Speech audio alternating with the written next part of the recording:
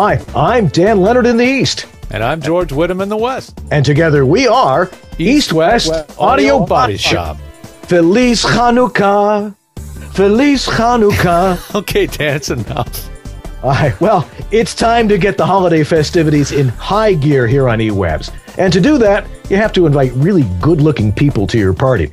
And we'll accomplish that with this week's special guest, a beautiful, successful voice actress and highly regarded voice acting coach, Joan Baker.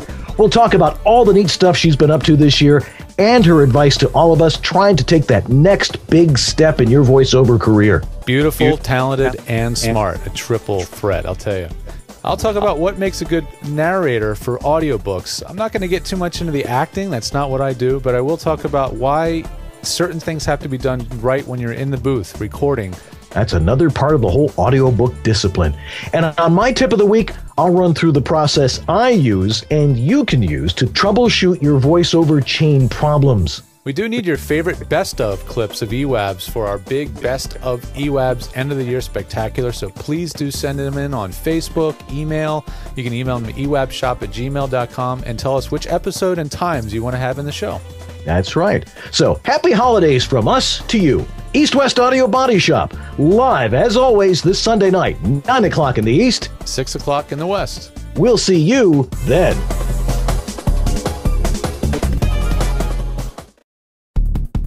He's the voiceover studio engineer of the Stars in Los Angeles, California, a Virginia Tech grad with a knowledge of recording studios unmatched in his field.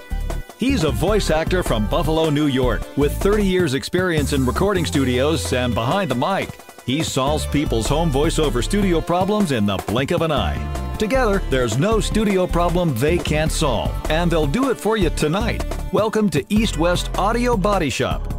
Now, live from a basement in Buffalo and an office in LA, here are Dan Leonard and George Whittam.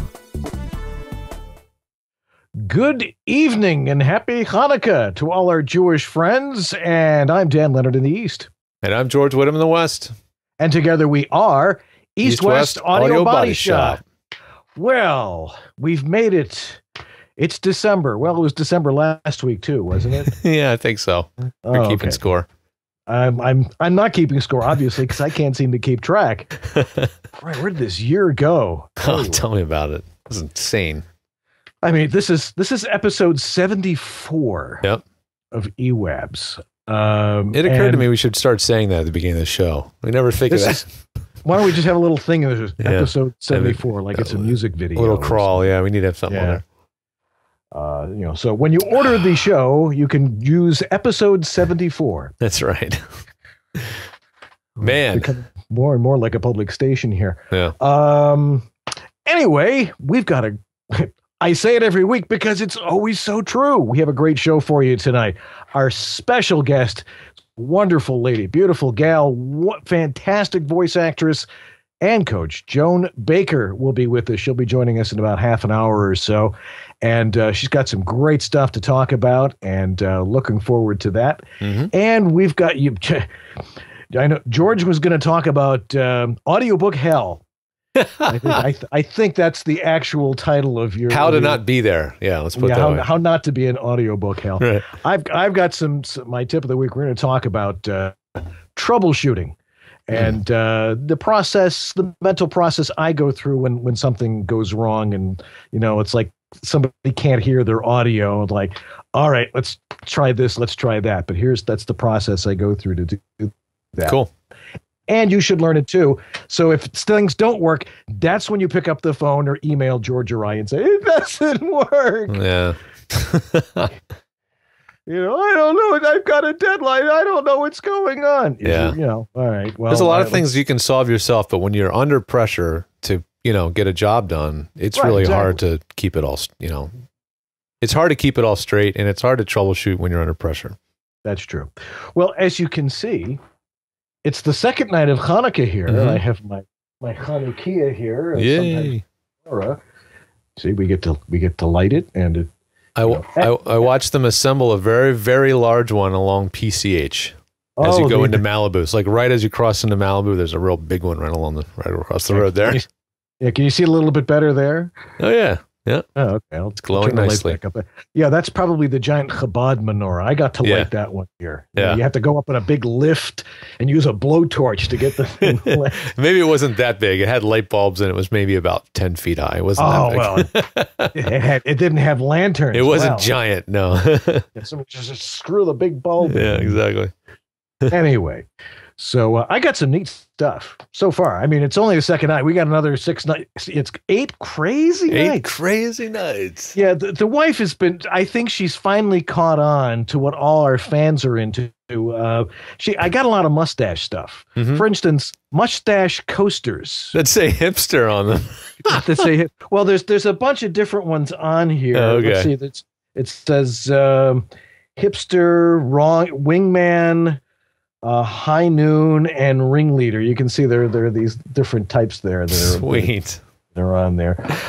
Then she gave me a notebook because I do take a lot of notes about things, and it says, I would love to chat, but I must dash. Jeez.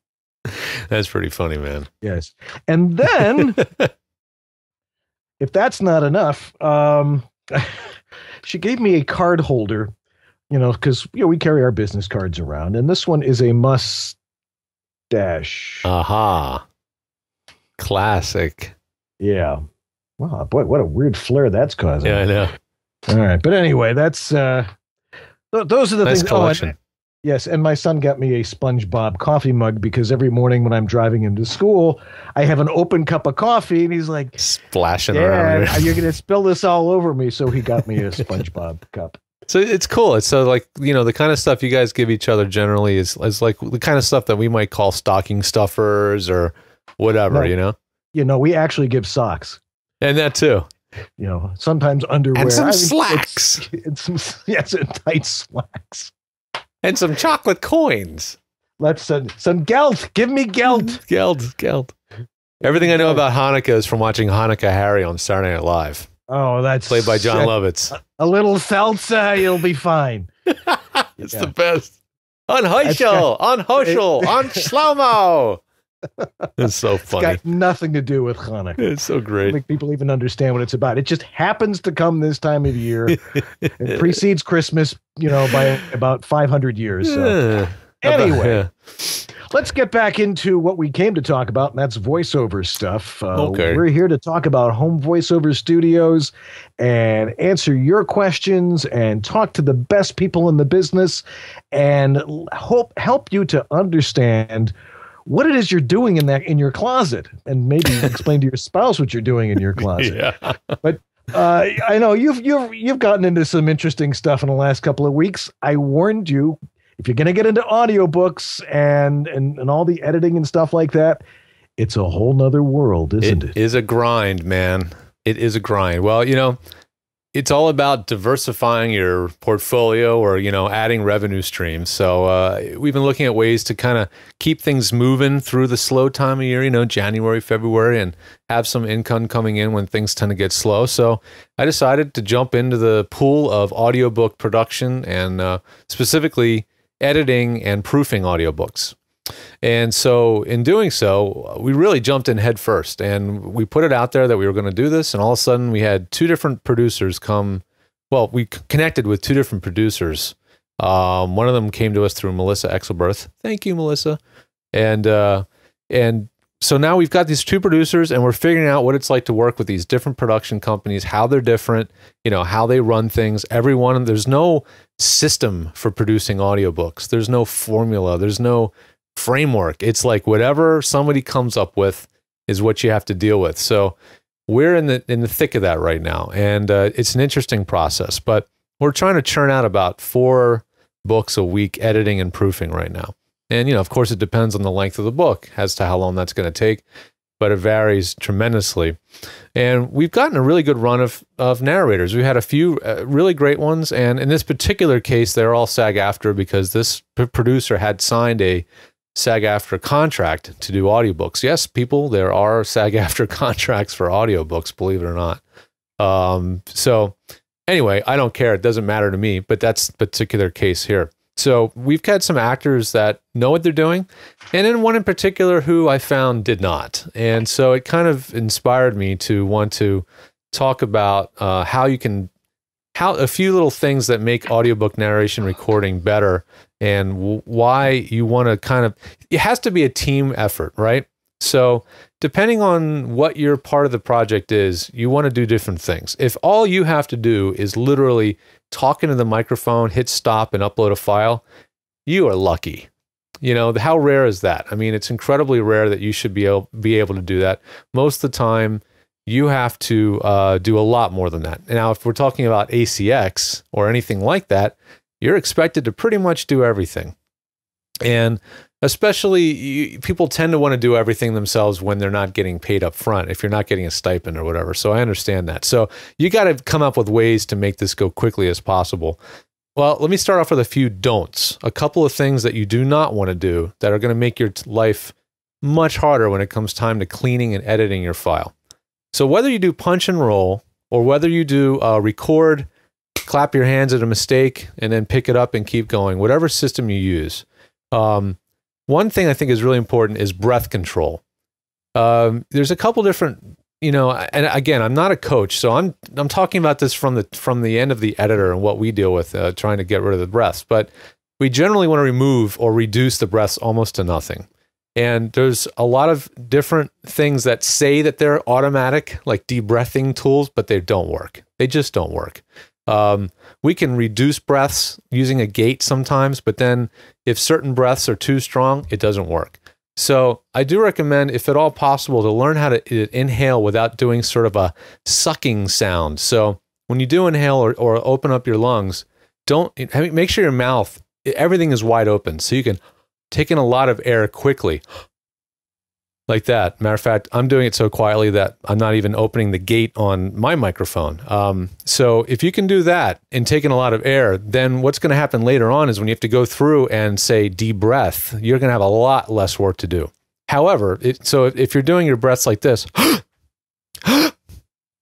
taking these quick gasping breaths, those breaths are so strong, you're going to see them in the waveform. You have to go through and you have to edit them all out manually, one by one. Now, I've gotten this down to the point where I can do it in about 3 times, or like a third real time. So if it's an hour-long thing, I could do it in about a third of that time. But if you can figure out a way to breathe without making these big, strong breaths, you'll have a lot less manual de-breathing to do later. Number 2 is try not to do a lot of lip smacking and mouth clicking. Now, I know not everybody is built the same, and some people just have an inherent mouth click noise. And if you can figure out ways to reduce that, you're going to save yourself tremendous headache having to remove mouth clicks later. Of course, we've talked about mouth clicks 100 times in the show, haven't we, Dan? I mean, relax. Just don't force the S's, don't force the consonants, and that's the way to do that. And that usually, and the mouth clicks, and then there's another one, nasal thumps. Like when you breathe out at the end of a word, it'll cause a sort of a noise, and that's a tough one to try and deal with. But excuse me. But if you relax, relaxation is the key, huh? So do your meditation before you read, and just talk normally like you would normally have a conversation with somebody, and don't try to over enunciate things. Which you see a mic, and that's what you start doing. I'm a lip smack. I'm a mouth smacker. I notice myself doing it when I listen to the show. I can hear myself doing it. And one thing I was told is that try not to keep your mouth closed between sentences, or keep your mouth partially agape, and don't let your mouth or your tongue rest or park itself against the roof of your mouth. So if you're a sort of an upper tooth, what do they call it? Upper bite pusher, or you're a tongue pusher. Whatever that is. That's what's going to cause a lot of those mouth clicks. So when you're not speaking like I just did, keep your mouth open, and also keep it very, very lubricated. So lots of warm, lots of room temperature water, and all the tricks we've talked about. But if you can do those things, you're going to reduce your editing time later. And this stuff is finished hour. So you need to do everything. You're paid by the finished hour. So you need to do everything you can to be more productive and get your production time down to the holy grail, which is impossible to reach, but basically 1-to-1, the real-time length of the book. You'll never quite get there, but if you can get it down to 2-to-1, then you're going to be really doing pretty well. And you're only going to be able to do that if you can get great audio coming in the first place, so you don't have a lot of repairs to do. Right. One last thing, sorry, Dan, is settle in before you start reading, get comfortable, take a deep breath, and then read. If you're shuffling your script while you're getting into the first line of that page, it's ruined, and you're going to have to re-record it. Your proofer is going to say shuffling sound or paper rustling, and that's going to be a lot of work for you later. And no, you don't get paid for pickups. That's all part of the package. So you don't want to do a lot of pickups. So make sure you're settled before you start recording. So those are my couple of basic tips. Probably most of you, this stuff is basic, but just had to get it out there. Yeah, well, it's all in there, and in some of the guidelines, from Audible and ACX and stuff to to do these types of things. And getting your editing time down is essential to make this profitable, especially with some of the rates that they're paying on this. But if you've got a good rate, you still have to be very efficient with your time. So getting your ratio down to 2 to 1, learning how to edit with what you said. And you'll remember what you said in the particular chapter and where you made a mistake. And we've gone over all the techniques for fixing that stuff. If you go through it real quick and you just go to your mistake lines, get rid of the breaths and do whatever you can, go boom, boom, boom, boom. You don't even listen through when you're editing. No. That sort of thing. Let your proofer deal with that. Let your proofer deal with that. That was one little tag on to the end is don't try to self-proof. Really don't. That is somewhere where you need an ally. And even if you're doing this book on spec and you're not getting any money up front, still shell out a couple, a little bit of money to somebody, a family friend, whoever you can get in to do it, and have somebody else proof it, because they are your last line of defense. And you really shouldn't be the one who's spending time checking every single word. That should be somebody else's job so that you can be doing something else, auditioning, working on the next book, whatever it is. That's right. Right. All right. Well, think like an editor is the way I like to say it. Yeah, very well put. Record as an editor. What would the editor do? Your brain can multitask these sorts of things. Well, I think we need more festive lights in here, since it is the Festival of Lights. Yay! How do you like that, huh? Looking good, man. I gotta represent next week. I promise I'm gonna have some lights in here. Oh, okay. That'll be good. Yeah, I've got some. I'll send you some. Don't you like decorate, all those trees you've got and the fruit trees and stuff in front of the house? Or? No, I'm editing audiobooks. Man, all right. I mean, literally, it's like anytime I'm like not doing something for anybody else or my family, I'm editing audiobooks. Oh boy. All righty. Well, let's move on from there. We've got Joan Baker coming up in just a little bit. We've got my tip of the week and lots more here in East West Audio Body Shop. So stay right where you are.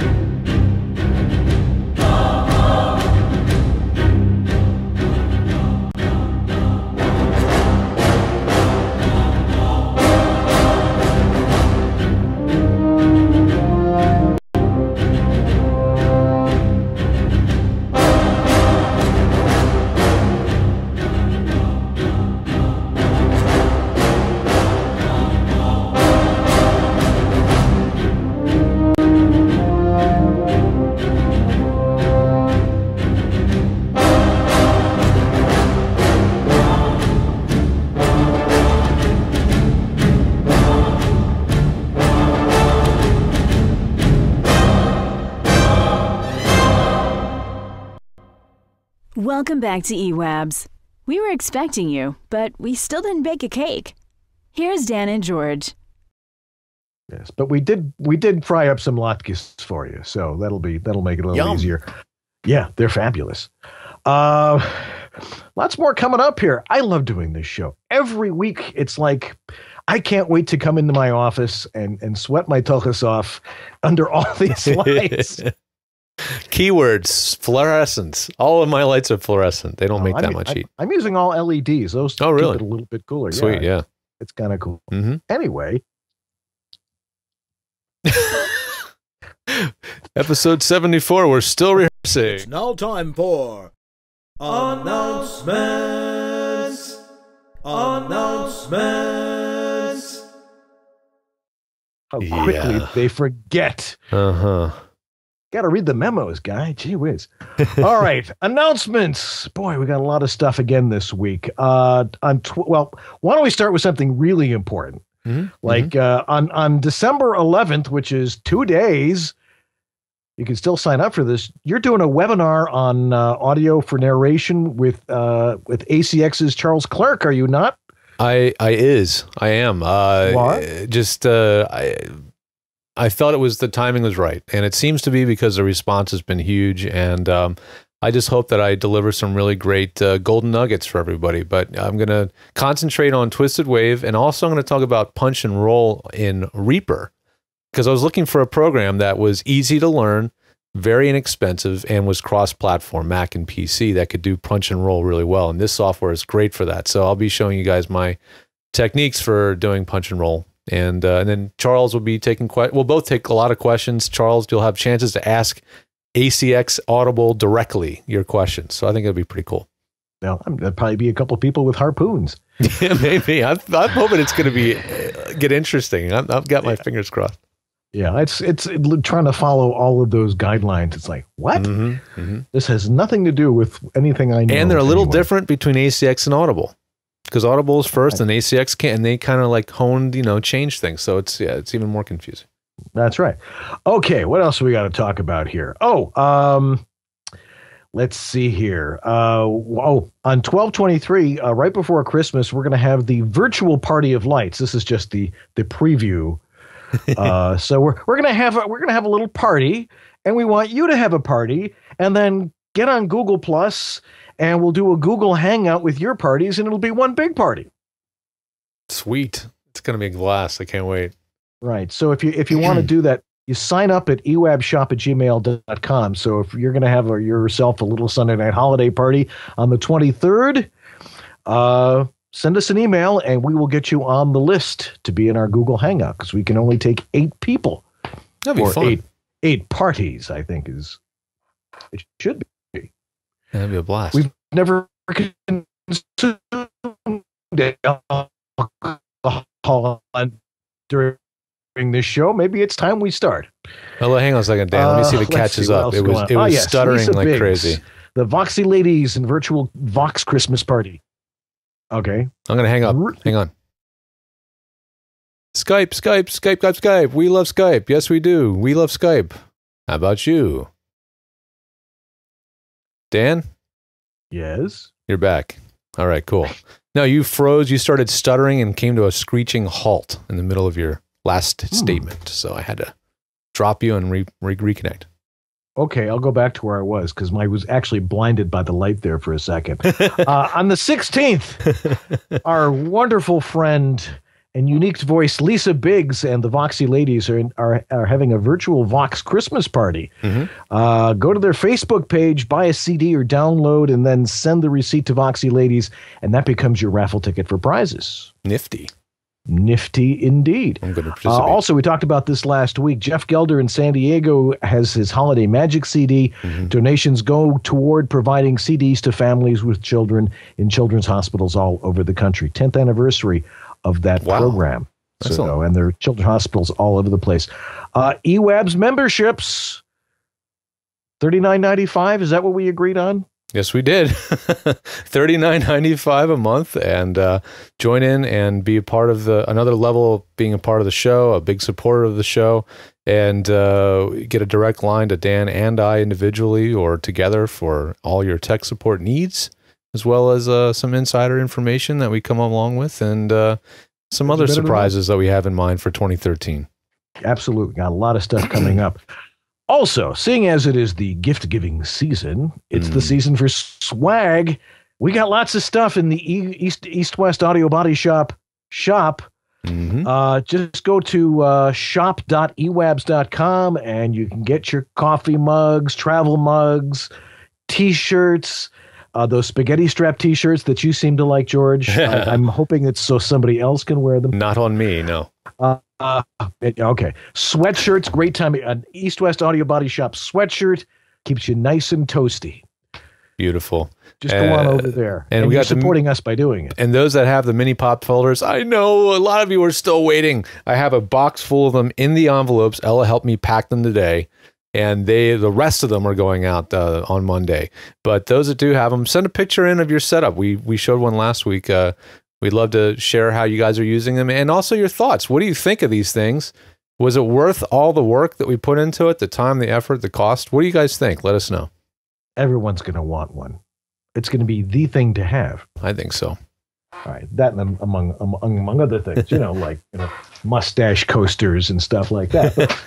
And Dan, you're presenting at World Voices in Toronto on May 4th, which is coming up in a while. But if you're doing traveling, you may need to start planning.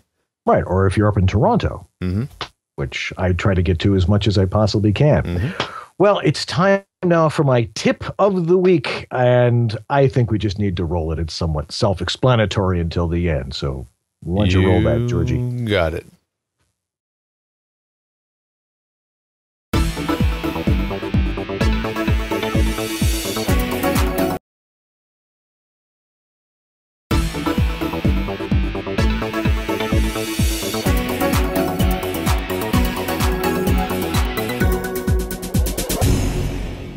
Property to enterprise level.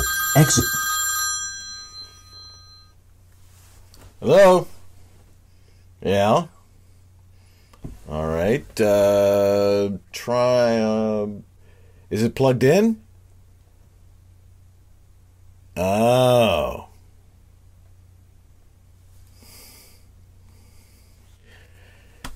Yeah, I get that a lot. Troubleshooting voiceover recording chains isn't rocket science. Unless, of course, you're on the International Space Station. No, really, when things go wrong, there's a logical pattern to follow to find the problem. Remember, we call your recording system a recording chain. There's an order to how your voice gets on your computer and how it comes out again. First, your voice hits the diaphragm of your mic. The diaphragm vibrates from the sound waves hitting it, and that converts that to mechanical energy to analog electrical impulses. The microphone sends those impulses down your mic cable, all the way down to your digital interface.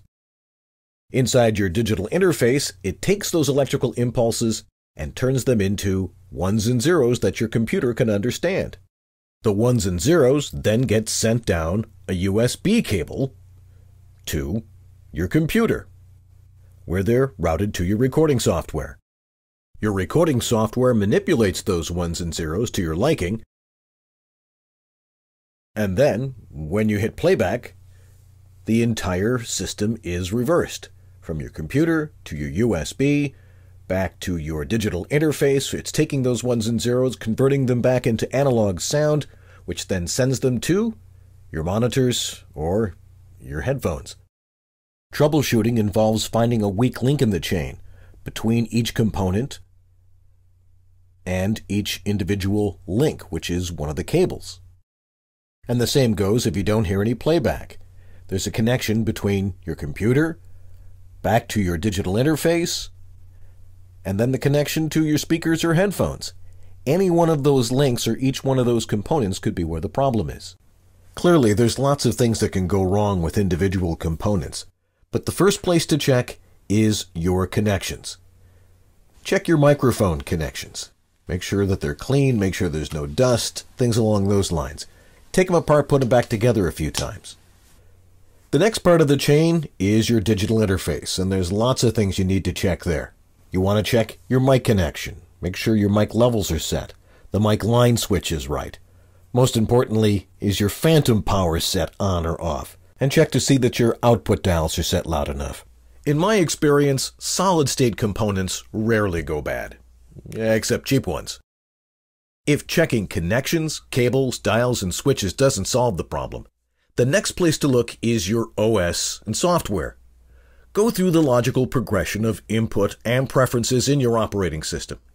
Look for audio levels.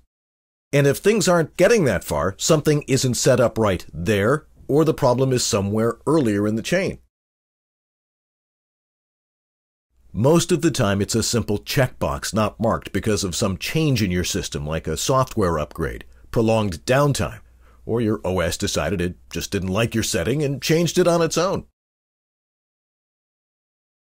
Clearly, there are other and more complex reasons your voice doesn't come in or out of your digital audio chain. But to find those faults, you have to follow the logical progressions in each direction. And that's my tip of the week.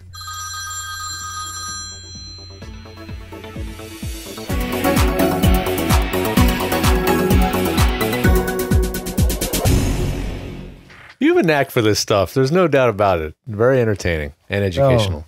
Oh, well, it's important to make it entertaining. Otherwise, it can be pretty dry stuff. That's probably why I'm not doing them. That may be. It may be. It's fun to produce these totally on your own. Oh man.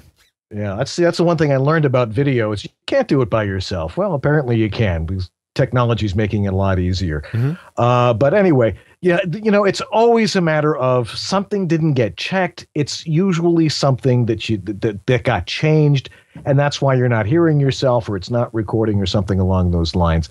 It rarely is the actual physical hardware itself.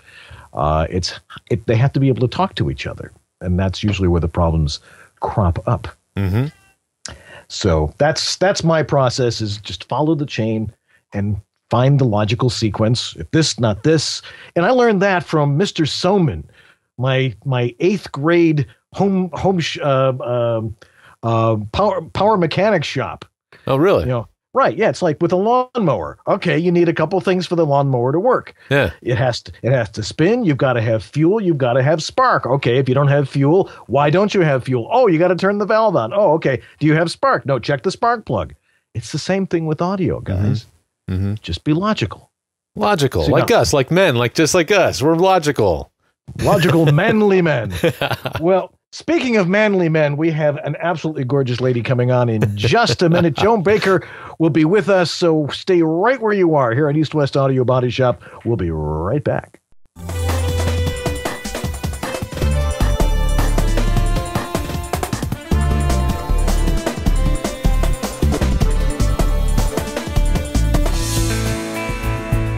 VO Studio Tech.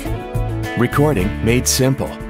Hi, I'm Peter McHugh. This is Jim Tasker from Los Angeles, California. Hi, this is Bill Ratner in Los Angeles. Hi, this is Scott Rummel here in Yorba Linda, California. Hi, my name is Rick Wasserman. Hi, this is Tom Kane. Hi, my name is Vanessa Marshall. Hi, my name is Zurich. Hi, I'm Mary McKittrick. Randy Thomas chiming in. Hi, this is Joe Szymanski. Hey, this is Rick Robles. Hi, my name is John Patrick Armstrong. I was turned on to George by none other than Don LaFontaine, who always swore by his health. George is absolutely awesome. ISDN, Source Connect, Phone Patch, FTP, you name it, George has set it up. It's really the best thing I've ever done for myself. I feel free, safe, fearless, like anything is possible in here. Unless you like to look for opportunities to waste time, call George. And he did all of that, long distance over the phone and the internet. I'm very happy with George, and I cherish him. Thanks, George. You make it easy. Welcome back. We call it EWABS. Dan and George call it the only way to spend Sunday night.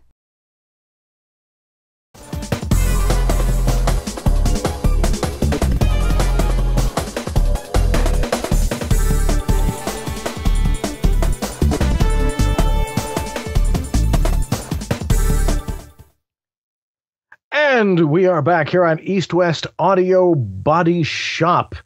And, well, we've got a great guest right now. Joan Baker is joining us. She is the author of Secrets of Voiceover Success. She has performed hundreds of promos and commercials for TV, film, and radio throughout her highly regarded career. ABC News, American Express, some other clients like King World. Wow, great outfit. ESPN, Bloomberg TV. This is all a lot of New York stuff, isn't it? Yeah. Joan, welcome to our show. Hi. Hello, boys. I even put my lipstick on for you guys. Ooh. What do you think? Oh. Now I'm ready to roll. And the flowers, that's a nice touch there. I knew you'd like that. Yeah. We're all into our set decorations here. George, what happened to the nice babe, the picture of the babe you had behind you, George? Oh. I see the picture of the baby. Oh, the picture of the baby or the babe? The Babe. The Well, Babe. Ella's always been. Oh, her. Yeah, there she is. Okay. Who is that? You don't know who that is? That's Tara Strong. Oh, it's Tara Strong. Okay. Oh, All right. that- George is, he's the okay. president of the Tara Strong fan club. Right. Anyway, welcome to the show. You're a busy lady. Oh my God, it's like a poop platter of projects and events. And yeah, I am very, very busy. But I'm very happy about that. I think that's the way to go. Yeah. What are you up to right now? What am I not up to? Well, start at the beginning. That's a good place to start. Well, firstly, this has been an incredible year for me because I had so many great, unique projects that came my way this year that I was able to really dig in and even create. And I really find that to be the ultimate because I feel that when I create things and I ask people to participate in them, it creates a leadership role in them as well.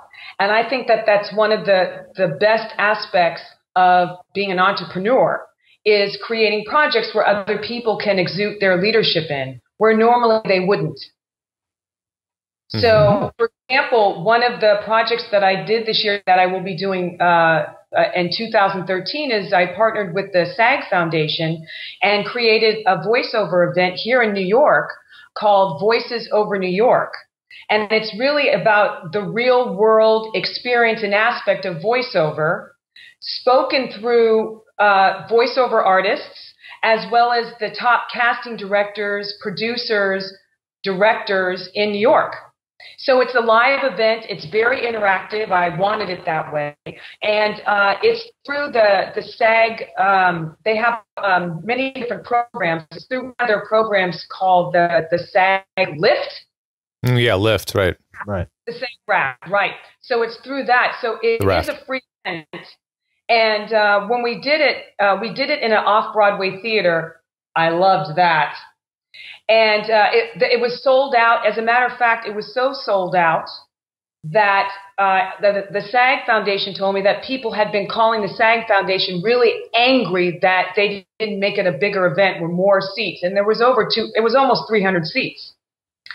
But one of the great things about it was a real world kind of experience where people got to read copy. They got to get critiqued by the top people in the industry. After the event, they got to interact. They got to learn about some of the top voiceover people and what they do. It was truly spectacular. So we're going to be doing it again this year. I think the theater it's going to be in a different theater, but it's going bigger to theater apparently. A slightly bigger theater. We wanted to go 500 seat, but unfortunately that theater doesn't have a lobby area. And I feel like that's important to what we do is that people get a chance to intermingle and mingle with the top, producers, directors, and agents, because that to me is what it's all about. That aspect of plugging into people that can really do something for your career. Right. As well as. Absolutely. Well, here's the standard question we ask every week. All right, everybody. Joan, how did you get started in voiceover? Oh, okay. This is the good news. Okay, good. This is the good news. I'm someone that's very goal-oriented. So when I got into voiceover, I had tried everything attached with a goal to get into, and it didn't quite work, although I developed a lot of skill and craft and experience. So when I got into voiceover, I knew nothing about it. I didn't even know my regular speaking voice would have anything to do with voiceover. I got into it because I thought I could do cartoons, because that was something I could do naturally. It just so happens the market, especially at that time, which was about 21 years ago when I got into the industry, didn't have a market for cartoon voices. So my whole demo reel was all cartoon and character voices and a couple of my regular voices. And I had dropped it off with the top agencies, and my plan was I was going to work my way down from top to small size. And as it turned out, the first day I dropped it off with 6 people. 3 of them heard it, and 3 of them wanted to sign me. Wow. I couldn't get to the year before. So this was like a miracle, like little breakthrough for me. But I feel like for me, and how things seemed to work well with me, is that I didn't have any idea that it was going to be the key to unlock the door for me. I had no idea, but it was. And because I had so many years of pursuing it, I was just like the horse out of the gate. I signed with Buchwald. Don Buchwald and Associates, they told me they hadn't signed a newcomer that hadn't made an income in voiceover in 8 years. I was it. So I felt like I had so much ambition and enthusiasm, and I was so grateful that that was my fuel to start to get work. And I didn't even wait for any agents to do anything. I didn't even have that notion in my head. I just took my agent's Rolodex and went out and met and spoke with everybody. And I got work right away. So I really made connections right away. Right. That's how I got started. All right. Working it, hustling, working, networking. Wearing out the shoe leather. That's right. A lot of cab rides, I'm sure. Well, that brings up the question. Now, you were able to do this in New York. The business is changing a whole lot right now. Most of our audiences, they're working out of their home studios, out of their closets. Yeah. Some of them behind their menorahs. But you started off and you were going into the big studios and where a lot of the big money is made, and it's all changed. It's all going to be, well, we're hoping it'll all shift to people's homes. Do you have your own studio now? Actually, I do. It's not in my home, which I'm here right now, my home. It's in my office because I'm literally there 6 days a week, sometimes 7. And also I teach out of my studio. So I have a whisper room. I have an incredible Neumann microphone. I have a great setup. So although in New York, most of my work is totally done in professional recording studios, I do send in auditions from mine and I do coach from my studio. I have agents in other areas, like I have agents in different states, and I wouldn't have been able to do that if I didn't have a studio. There's no question about that. But the industry is changing very much, and so many different dynamics. It could make your head spin. But embracing change and I think becoming a master at not just voiceover, but a master at the business of it, and a master of your own thoughts and your own enthusiasm and your own inspiration coupled with everything is what's going to create a career in voiceover. Yeah, well, you're an entrepreneur. You're a self-employed business person, a freelance artist. You've got to do it yourself. No one's going to do it for you. And it's the people who go out and do it that are the ones that succeed at it. But I also think too that it's also the partnerships you create with people that really make your journey worthwhile as well as theirs. And what I mean by partnerships is partnering with agents, thinking of it as a partnership as opposed to, well, I'm just waiting for my agent to call. If I had that attitude, I wouldn't be sitting here today talking to you. There's no question about it.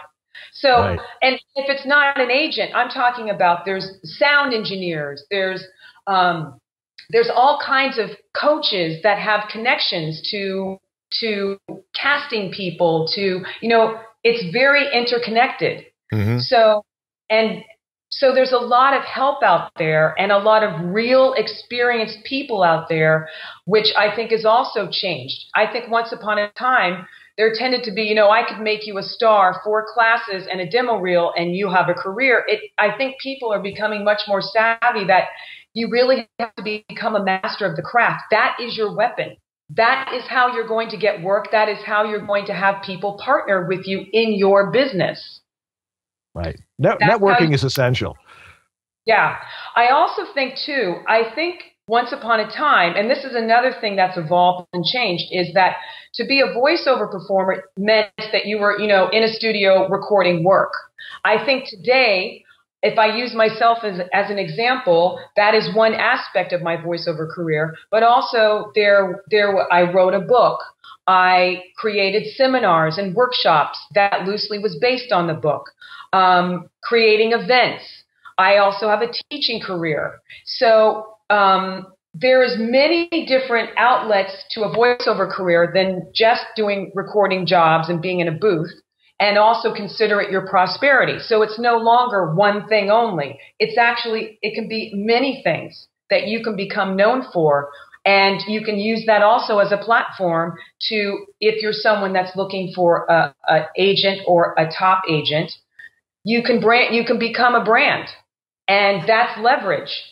You know, also studying with people that I consider genius and there's a lot of geniuses in our business, just like there are people that aren't so genius. But you know, you can really cultivate your craft, which will really motivate you to get yourself out there. Because if you thought you had a great product, meaning your demo reel, you would get it out there. And I mean, get it out to agents, producers, casting people, recording studios. So there's many now outlets to voiceover and many ways to getting work, not just a certain kind of work. Wouldn't you agree that once upon a time in voiceover, people would either be known for something they did, like the Pillsbury Doughboy voice, or they make a lot of money doing voiceover, but you don't necessarily know all the stuff they do. Now I'm saying it's expanded, and there's many different ways to become known in our voiceover industry and feel fulfilled, and it also enriching other people as well as yourself. It's not just one way. And I think in that way, the business has really expanded. Yeah, I mean, there's an old guard here in Hollywood that's still, lamenting the days where they just got to wander into the studio and talk and leave, and that was the business. That was their business. And they complain about this home studio stuff, and they complain about this and that. And it's like, adapt or die, you guys. Right. That's true. No, I think for me, a studio, I didn't realize how much it was going to change the level of my game, but it did, big time. And I also think that's another thing for people to realize in our voiceover industry is that you have to play a big game if you really want to win, and not think kind of narrow or not think kind of one way and one way only. I think there's many outlets I think the good news is there's outlets that you can explore and journey, and yet you have to also do what's recognizable, and that is having a great demo reel, having some mastery over the craft, making the investment in the kind of training that one needs in order to become a master. That's just not going to happen overnight, and it's certainly not going to happen by being impatient. And Dan, I know you know that you cannot be impatient and think you're going to have a great career. It takes years. I started in radio, but once I got into doing voiceover online and stuff, it still took many years for it to catch on and network with enough people and develop my skills and get the training to really succeed at it. And so you have to be patient. It's not going to happen overnight. And like you were saying that Lana Turner or whoever it was that was discovered in a drugstore. I mean, you have to be in the right place at the right time, but you've got to make the effort to be in that place. You still have to create it. What I think is that somehow that notion, and we were, just to the audience, we were talking before the show started, and we were even discussing that we should have been taping the pre-show because that would be really funny, right? But what I was saying was that most people, especially people that are breaking in, not so much when you're in it, the hard work it takes, but when you're breaking in, somehow people think, well, if they hear my potential, equivalent to Lana Turner in the drugstore getting known because she had potential, that's no longer in existence. You have to be a finished product. And you have to relate to yourself that way, regardless of what level you're at in the industry in terms of craft and in terms of people that you've met and people that you can partner with.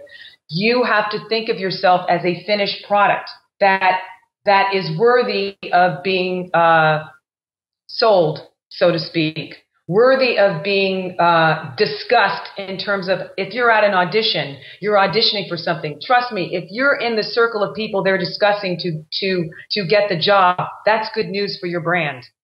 Right. It might not totally get you the job, but it's good news. You're in conversation. You're in a conversation with the people that make the decisions.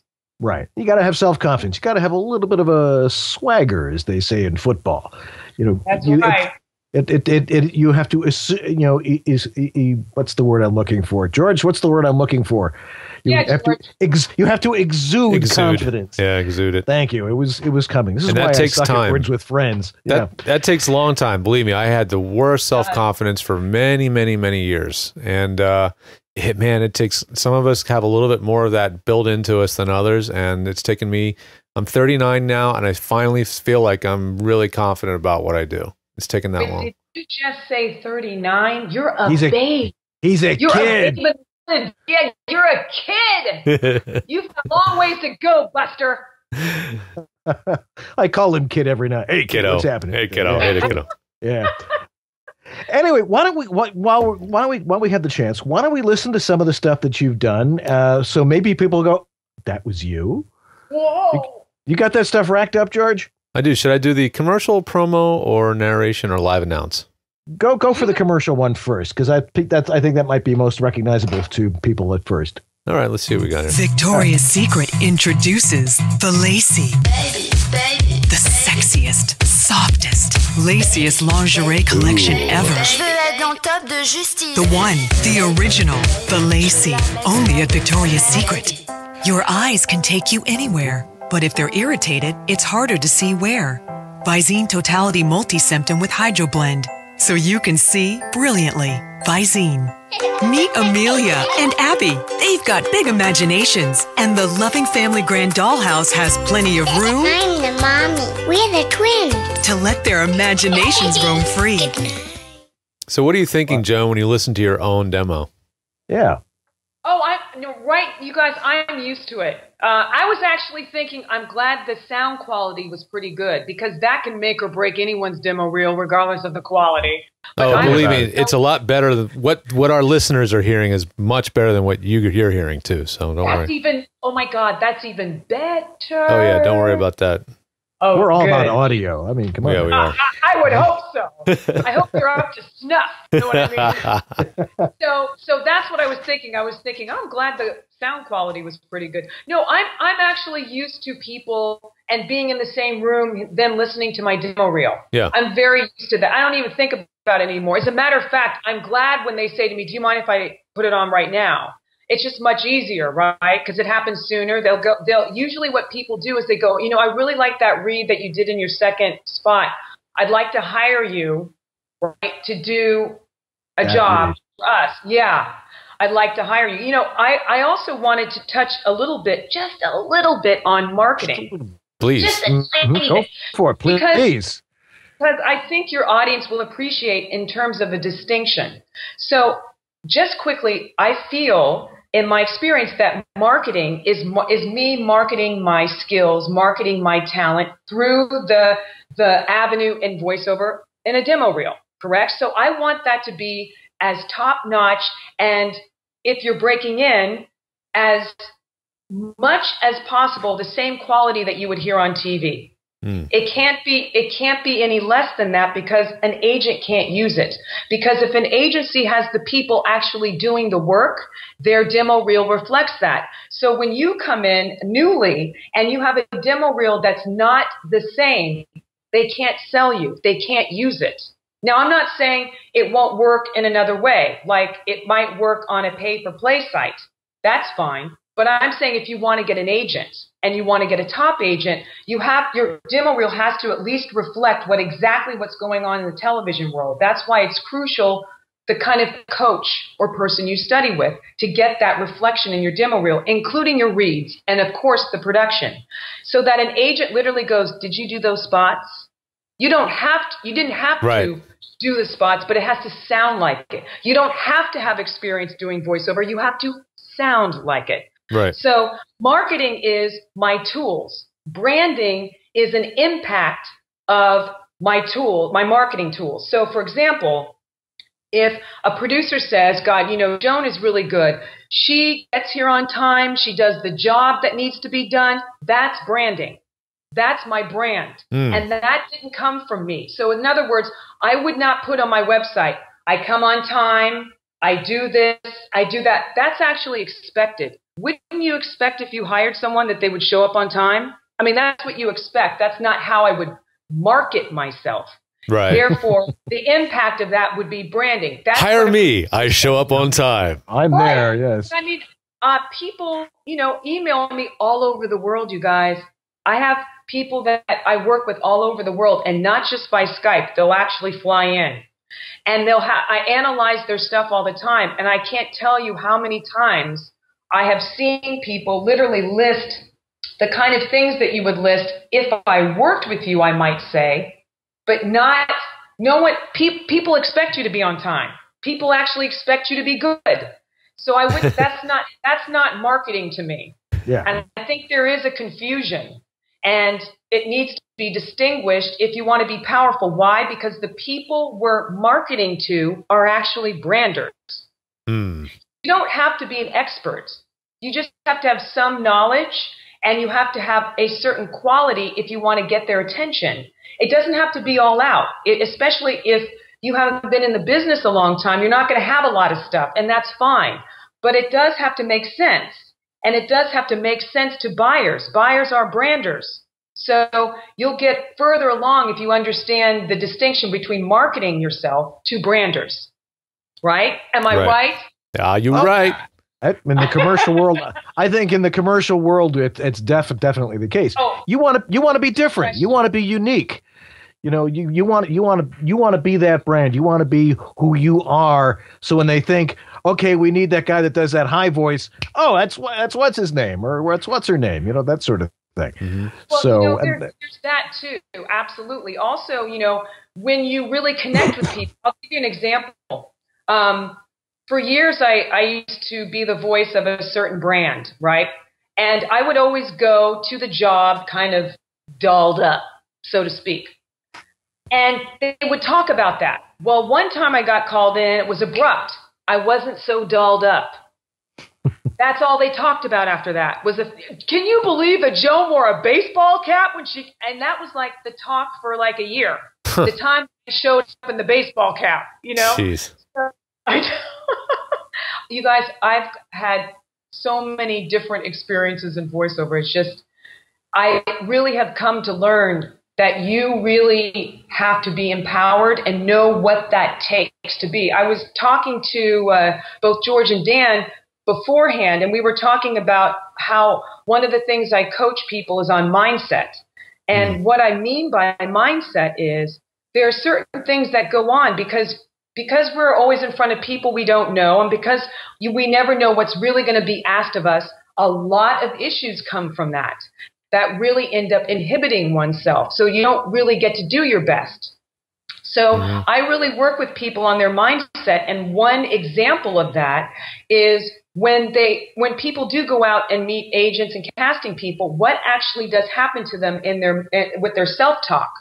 And usually what happens is anything that comes up that they hear from the producer or I should say the authority figure, and how they respond in their head, and how that doesn't land after you do your audition, how the read doesn't land for them, and it had nothing to do with your skill. It had everything to do with what was going on in your head. So to start to distinguish what's not powerful and what is powerful is powerful. To me, it's part of becoming master of the craft. So I do, especially at a certain time in someone's training, I really do focus on that mindset and what is not powerful and what is powerful, and also what works for someone doesn't necessarily work for someone else. It's like a thumbprint. It's individual. And Dan knows, as well as George, it takes years to become powerful, to become confident, and to also still be a human being. And because you're not going to be perfect at any given moment. And guess what? There's space for that too. Absolutely. We don't want to monopolize your time, because we could, believe me, we could do 2 hours with you alone. So what I'd love to do is sort of rapid fire a few questions, because we've got some from the chat room, and we've even got, we've got tons of them. So I'll just start at the top, and we'll kind of work our way down. And if we've already covered something, we'll skip it. So I'll start right off at the very top. What do you bring with you when you travel? What is your mobile kit? What is my what kit? Your mobile recording kit when you have to travel and bring gear with you. Well, what's interesting about that is when I work through with my agent and I go to travel, they immediately ask me where I'm going to be, so that if I get work, I usually just do it at a recording studio, like in Los Angeles. I'll go to a certain place in Los Angeles, or if I go to San Francisco, I actually don't travel very much with equipment. I actually might start doing that, and I'm going to be working with Neumann to come up with my little travel kit. But at the moment, I go to recording studios. And I have developed relationships with many different people because I usually go to the same places a lot, like the same states a lot. So I develop relationships with people. And also I have to say, in LA, I'll go to someone's recording studio. Like I've been to Joe Cipriano's recording studio before and put down work. Also, when Don LaFontaine was alive, he'd let me use his studio. So I would use other people's studios. But I also go to recording studios. I'm coming up with the kit. So that will be our 2-hour show when I come back. Yeah, right on. Exactly. Dan, you go. Your turn. Yeah. This is an important one. This is actually one that I actually wrote down, and somebody else asked it. Her advice for those in the flyover states, those of us that live out here in the hinterlands. You're there in the wonderful city that's so nice they named it twice, and there's the folks in LA and Dallas and Chicago who are, they have access to the big studios that are doing national stuff. We can do it too. I mean, we know that in the home studios there are incredibly talented people who just don't happen to live in New York or don't happen to live in LA. It's true. As a matter of fact, I would prefer to go to someone's home studio because I know how incredibly well kept it is, and I know, and I feel like it's more intimate. So it's more intimate to create when you're in someone else's studio, especially if you love and adore them. Right. And you can light it any way you want too, which is the best part of it. Good timing there, Dan. Hey. What your biggest influence? Would you like to work with someone that you haven't worked with yet? And how do you feel about that? My I have biggest influences. Yeah, I'm sure you do. So interestingly enough, they're men. I would say my biggest influence is my husband, Rudy. My husband, Rudy's impact on my life, I can't even put into words. And I will say one thing. I do surround myself with geniuses. That is my talent. Yeah. So I seek them out. I'm like, it's like radar. And then genius, right? So I surround myself with geniuses. So my husband, Rudy, my greatest influence. I couldn't even do this without him. I'd say another big influence was Don LaFontaine. He was what I call a sizzling mentor to me. And he just gave me everything that he had, including his incredible heart. We had an extraordinary relationship, and everybody around us could see that there was something extraordinary between us. And he was a total gift, and I still feel his energy today. I will say another influence of mine is Pat Fraley. Words cannot describe how much I adore that man. And I think one of the unique things about him, besides his talent, because that is a given, is his incredible power to analyze. He has an incredible analytical mind that actually matches his gift and his genius, and that's really unusual. Usually you have one thing or the other. He actually has both. And just to be around him and to be showered by that incredible energy, I've never met anyone like him. I will say that other people inspire me. Literally, my relationships with my clients, my relationships to the people I coach. I'll say that most things in life inspire me, whether it's visual, whether it's audio. I'm really inspired by life. And I also feel like I'm inspired by people's humor and people's wit.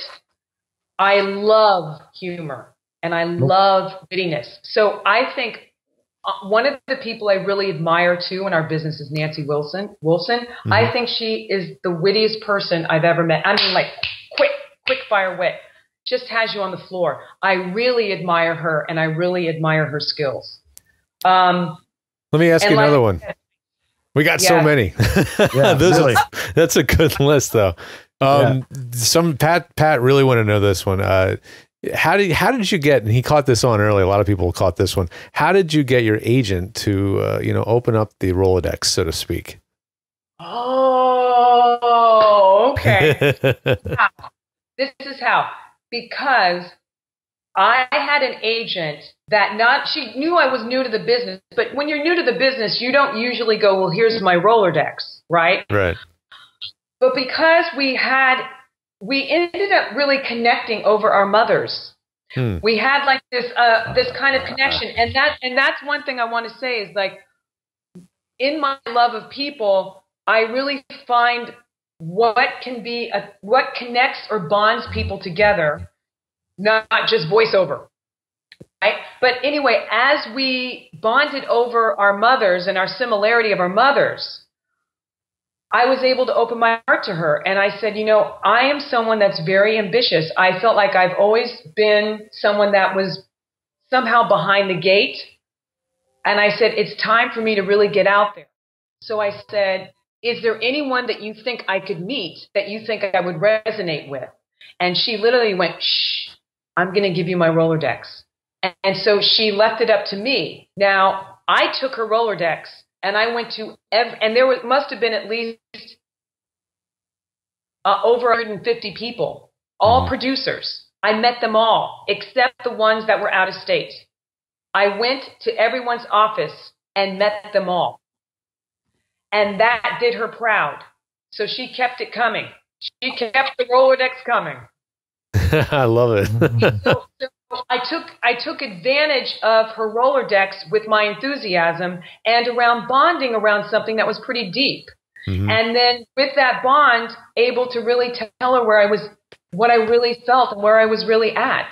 Mm-hmm. And she understood it. And she did something she normally doesn't do. She gave me a Rolodex. Wow. Yeah. You studied with Tony Robbins, didn't you? You think I have? Really would think so, right? So you mentioned something about barefoot earlier. Some people want to know what that's about. Yeah. Barefoot. Yeah. Was that did somebody mishear? I said G-string. I didn't say anything about barefoot. Well, you can talk to us about that as well. That's not a big deal. Got no problem with that. I didn't ever say anything about barefoot, you guys. Okay, maybe that was something that one of us said. I'm just grabbing them off the room as they fly by. I didn't hear that. Do you still do any character voices? Yes, as a matter of fact, I'm in 2 animation series at the moment, and I'm going to be in a 3rd one starting in February. So the 2 I voice now, one is called Angel Friends, and the other one is called Spike Team. And so I'm doing that now, and I play main characters in them. Both of them are in their 2nd season, going into 3rd season. A new one is coming up for me in February, and this one is one that's already been established in Japan. I don't remember the name at the moment, but there will be some kind of announcement. And I'm playing already a character that's well established that even has a doll. So there's a whole kind of world within this particular animation piece because it's so popular in Japan and it already has toys and dolls. Wow. So that's the first time I've been involved with one that has that already set up. Right. Well, there's one thing here I think that a lot of people would want to know about. In honor of your late father, James P. Baker, who passed away from complications from Alzheimer's, you contribute all the royalties from your book, Secrets of Voiceover Success, to the Alzheimer's Association, which you've become a steady patron and an advocate for a cure to terrible disease. And I know a lot of people that have gone through that. And what are you have a foundation or what exactly are you doing with this? Actually, there's a couple things. One is the book. I donate all the proceeds. I've done a lot of events. I'm not talking about that's voiceover, although that's one of them. But I've done a lot of events with the Learning Annex. I no longer do, but I did for a good 4 years, all all the money that I got for those events, I donated to Alzheimer's. Also, I've done other events like at people's penthouse apartments or homes where I would maybe partner with another company. So for example, I did an event called Voices Remember. I partnered with Broadway Cares Equity Fights AIDS, and we did an event where we donated the proceeds to the Alzheimer's Association. Also, with That's VoiceOver, both Rudy and I, when we created that event, it was another way to not only donate to Alzheimer's, but to also have them actively participate in the event. So this is the first event, That's VoiceOver, that they actually actively have a part in. And that to them is invaluable. And that to me is valuable. And so this last time that we did That's VoiceOver Chicago, we were able to donate almost $20,000. Wow. Wow, yeah. Fabulous. And so this year we're going to be in Hollywood. We're in the midst of getting a place right now and also a date. So I don't have a date quite yet, but of course that will also be announced when I do. But I feel like That's VoiceOver has been a lightning rod for many aspects in our industry, including Alzheimer's Association, and how totally enriched and happy they are to be a part of such an event that not only is in show business, because they want more in show business, but an aspect in show business that they didn't even know existed before me. Absolutely. So they're really happy to be a part of it. And also when you hear the stories and the kind of people that end up being guest speakers from the Alzheimer's Association at our events, it really brings tears to your eyes in such a way that is inspiring and also inspires people to move. Everyone that also comes to the events usually have some sort of tie with Alzheimer's. There isn't one person at this point, I don't think, that doesn't have somehow related to Alzheimer's, whether it's immediate family or not immediate family. There's some tie.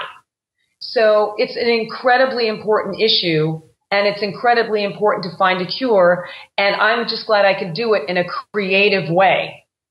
If I was a millionaire, I'd donate money. But because I'm not a millionaire, I created it through talents, and I've been lucky enough to have some of the most incredible people in the voiceover industry donate their talents. That's great. Well, and giving back is such an important part of our business, and I'm so glad that you're doing that, and I'm so glad that you came tonight to join us here on East West Audio Body Shop. Oh, do I? I know you've been your entire career you've been waiting for this. Oh. And here's your opportunity. I loved it. Thank you so much. You guys, Joan, thanks for having me. Our pleasure. Joan Baker. Merry Christmas, Happy New Year. New Year, and good luck with all these things, and get some rest. Jeez. I'll try. I can't promise anything. Take care. Bye-bye. Mwah. All righty. Joan Baker. Well, that was fabulous. How are we ever going to top these guests? We keep piling on, man. Just They're keeps amazing. Getting better and better.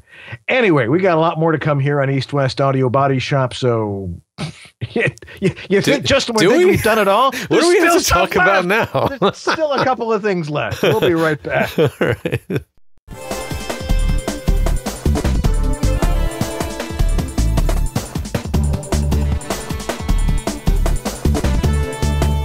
VoiceOver Extra, the voiceover industry's online news, education, and resource center 24/7. Hundreds, probably thousands of free how-to articles for voiceover success, ranging from home studio to voice acting to business. A free voiceover industry directory, calendar of industry events, resource links, a store, and much more. Bi-monthly webinars on all topics of voiceover, free subscriptions to newsletters, reports, announcements, daily news, and features at voiceoverextra.com.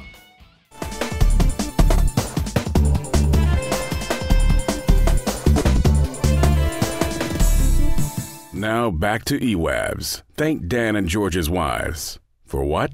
You have no idea. Now, here's Dan and George.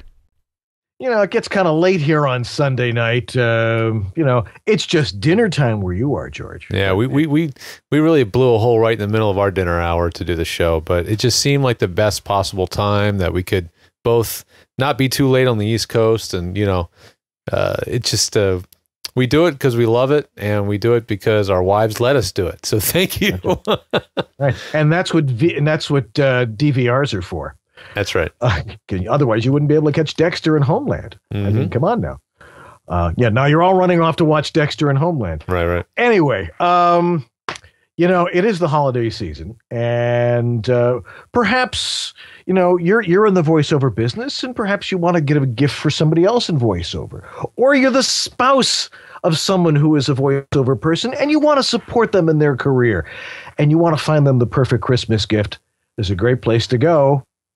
Go to voiceoveressentials.com, because Harlan's got all the great stuff. It covers up my face, but it's great stuff. I mean, first off, there's the As Heard on TV hat. I actually have one of those. Here's what I'm doing. I'm sorting the page by price, right? Oh, okay. So go to Harlan's site. If you're looking for little gifts for friends in voiceover, go to the top of the page, look where it says sort by, and sort from low to high. And that way you can find small things that you can send to more people. So sorry, Dan, didn't mean to interrupt. I just wanted to show people. No. I mean, that's we want to show them all the great stuff that's on there. But what are some of the little things that you could pick up that aren't too expensive that make the perfect voiceover gift? Well, there's these RLX temp tabs, which is sort of a specialty item. But if you know somebody that wants to do acoustical treatment in their studio or improve their acoustics, these suckers are designed for mounting your RLX foam panels to the wall without having to be overly committal with crazy adhesives that you'll never get off. So they came up with these ways of mounting that do hold the product up there as long as you need it to be there, but then when you want to remove it, it comes down. So that's an interesting, unique product. I mean, talk about something that's unique to only our business, right? But it's something you could check out. Of course, there's the Avantone PS1 Pro Shield. If you've got a large diaphragm condenser or you need a big pop screen that our little mini pop stop isn't going to cut, here's the Avantone PS1 Pro Shield Studio Pop Filter, which is a really nice large metal screen filter for $35. And so those are a couple little fun things. Right. And of course, the voiceover light, which of course, as you can see, I have mine right here. You can't see. Mine's right over my shoulder here. You can't see me. We're just seeing the screen here. But that guy there, that's a great little thing to have. You hang it outside your door, run a little remote switch on it, and Harlan actually has one of those too. Exactly. So you can, people know, stay out of the room. Love it. So there you have it. There's a lot of options there, and some pricier ones too. Microphones, things that you'd want to give to somebody who's been especially good to you that year. So, and especially good at voiceover. Right. Anyway, so what else is there to talk about? Thanks, Harlan, by the way. VoiceOverEssentials.com. Go there. Buy his stuff. Please do. Yes. So what else is going on? Well, the mini pop stop, like I mentioned, we're going to get those out. We are going to continue to sell them. I wanted to just give a little time to vet the current model that's gone out and make sure everybody is happy with them before we really release them to a wider number of people. So again, those that got them, let us know what you think and where they could be improved. And the others will be out. Almost everybody should have them by the end of the week. Those of you in Canada, takes a little bit more time. So, but we'll make sure everybody has them really soon. Yeah, I've got something, because I've been working on this for a while. I mean, you can see in my studio, in my voiceover booth, this wonderful draping that's hanging in there. And I talked about this a couple of weeks ago. I've got a new product I'm working on called Studio Suit. Yeah, that's great. Because I can custom make this stuff. Some people say, well, you can use moving blankets and there's a couple of other products that are out there. I found this stuff, and we've talked about this stuff before because I have it on my studio downstairs. Yeah. But I have found access to lots of this stuff, and I can custom cut it to any size room, and it does a marvelous job of dampening a room. And not only that, it's like we were talking about with the Oralex, which I use in combination with Oralex. It's real easy to put up and real easy to take down. So if you set up in a closet or something like that, you can have an extremely professional sound. And then, if you happen to, hit the big time and you have to move to LA or New York or something like that, you can take it with you. You can take it with you. Well, yeah, a lot of people here in LA are renting, like myself. You're not going to necessarily want to spray glue all over the walls. Perfect. You know? And this thing is way better than just a 2-inch layer of foam. I mean, it really is a much more broadband absorber, so it takes care of a lot of problems that most people have in a closet when they just stick 2 inches of foam on the walls, you know? So it's pretty cool stuff. It wasn't even designed for that, but I discovered it. Yeah, it's very cool. Through expeditions through the Arctic. Actually, it's probably where it came from. Anyway, there's a long story to where it came from, but we can custom cut this stuff and fit your studio perfectly. Remember how I was talking about making a round studio? Mm-hmm. And you were like, well, how are you going to make a round studio? Well, you can do it with this. Yeah. Because you can surround yourself with a circular curtain, and then you have no parallel walls, and the sound is perfect. Yeah, we had somebody, it wasn't a couple weeks ago, they had that custom-made sort of circular curtain rig that they had made. Right. I can't remember who it was, but if you're in the chat room, speak up. But it was very clever and proof of concept that it definitely works. It works great. It's great. Do you have any idea do you have price pointing in mind yet? Where you want to be at with this stuff? Yeah, it's probably going to be somewhere around $7-8 a foot. You know, we're still negotiating the price on it and stuff like that because I've got to buy a lot of the stuff and then it's got to be produced. Yeah. But if we get the exact measurements, we can cut it perfectly. It'll be, you know, seams on there, grommets. Super easy to hang up, and cool. I want to see people put that in their closets or in their studio. Actually, it's probably really good if you're setting up in a room where you're not going to, you know, you have to set it up and take it down. Yeah, you know, if you live in a situation like that, you really got to talk to your partners about you need a permanent place. You know, I'm always talking about you need to be where you are, stay there, and remain consistent. Mm-hmm. I mean, doing audiobooks, you know what it's like if you can't change anything. It's got to sound consistent all the way throughout. Which is why you can't start something at home and do it on the road. I don't know. You can only do fresh 30, 15-second stuff on the road. Short stuff, auditions. Yeah, that's about it. That's what it's for. So you don't have to go crazy with that. Don't obsess about being on the road. Obsess about making the sound in your home studio the best it can possibly be. I just read I just was reading the chat room, and Pat said, "So how's it hung?" And then Susan said, "Exceedingly well." That's kind of a personal question. Good one. The chat room's fun, man. There's like jokes. There's like running jokes going on in here. It's a blast. It's a lot of fun. Yes. Thanks for you guys. Thanks all you guys that watch the show live every week. We really appreciate it. Really, really appreciate it. We're also still looking for sponsors. We are looking for additional sponsors. I mean, you love the sponsors we have. I mean, you got My Spot and George's Spot and Harlan and VoiceOver Extra and stuff like that. If you have a product that you think would fit this niche audience, we have the perfect medium for you right here. Because not only do people watch it live, they also download it in voluminous amounts. YouTube. I mean, we've got shows now that are in the 800 replays count and climbing. And they stay on YouTube permanently. So, you know, your message will then get seen by more and more people.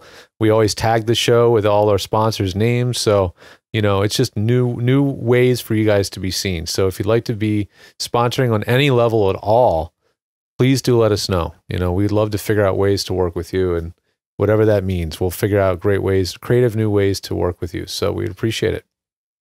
That's right. And if you just want to help out a little ways, the donation tab, the donate tab on ewabs.com, just click on that. It's a PayPal link. If you like what we're doing, just $5, $10, $2, whatever. Just drop a little something in there to say thank you for what we're doing, and let us know that you're out there. We get so many great contributions from you guys, and we really, really appreciate it. And you guys make this so much fun for us. Yeah, I can't believe how much fun. I can't believe we're going to hit our 75th episode next week. I know. It's our triple silver anniversary.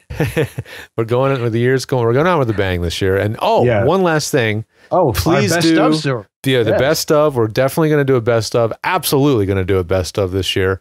And we've already gotten a nice start with people contributing their requests for the clips. So again, I will reiterate, because call me lazy, call me organized, whatever you want to call it, but tell me. Just don't call you late for dinner. Right. Just tell me which episode and what times. It doesn't have to be down to the 10th of a second, but just approximately where in the episode you want to have featured. And that's going to make it much easier for me to scrape all this together when there's a little downtime between, the Christmas and New Year's that I can work on it. So that's going to be a lot of fun. And how long will it be? Well, that's up to you guys. This is the episode that you're going to build. So send in your ideas. You can put them on our Facebook group. Anywhere you can think of. The Facebook group is a great place. Also, like us. Please like us. Please like us. Yes. Is that a Latvian word? Please like us. Please like us. Please like us on Facebook. Facebook. Like our Facebook page. That's East West Audio Body Shop is the Facebook page.